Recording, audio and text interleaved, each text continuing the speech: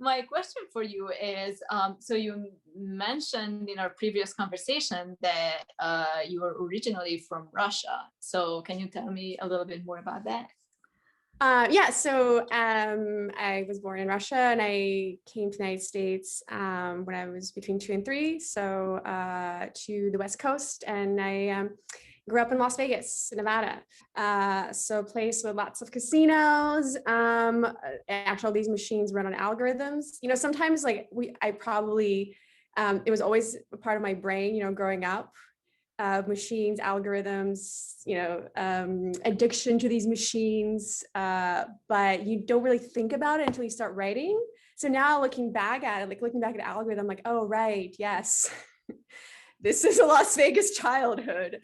But yeah, this is the trauma of growing up in Las Vegas.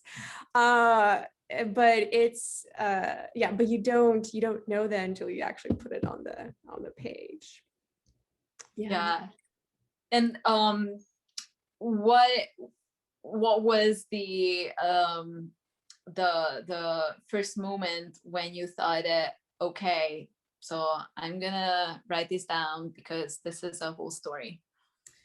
So yeah, so summer of 2016, the summer right before the 2016 election, I was in a playwriting lab, and so we were thinking about stuff that's happening around us. I was thinking a lot about algorithms and how they run our lives, everything from, you know, what we buy online to our career choices to the way we form romantic relationships.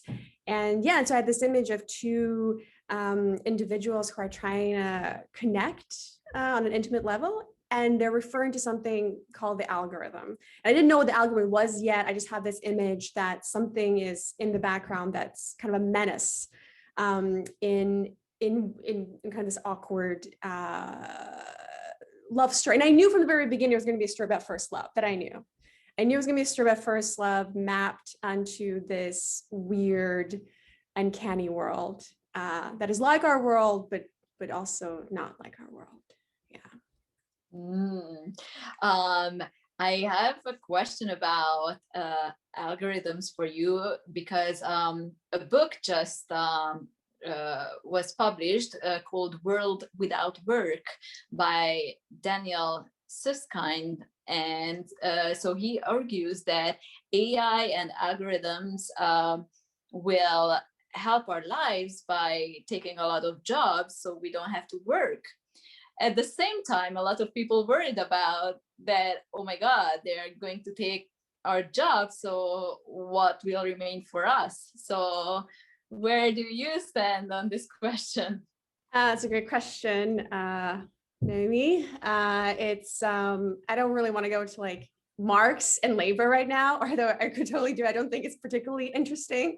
You know, in the end of the day, I think that AI and any kind of technology is still built by human beings. There's still decisions that human beings make. And so I'm really interested in the humanity aspect of this, right? So I did some research about algorithms, about AI, but I'm mostly interested in how, if we compare the AI to the human being, the question then is what makes us human? And I think that's what playwrights and what theater artists are mostly interested in. There was actually recently in Prague, I think it happened last Friday, that there was a play that was performed by actors that was written completely by an AI system.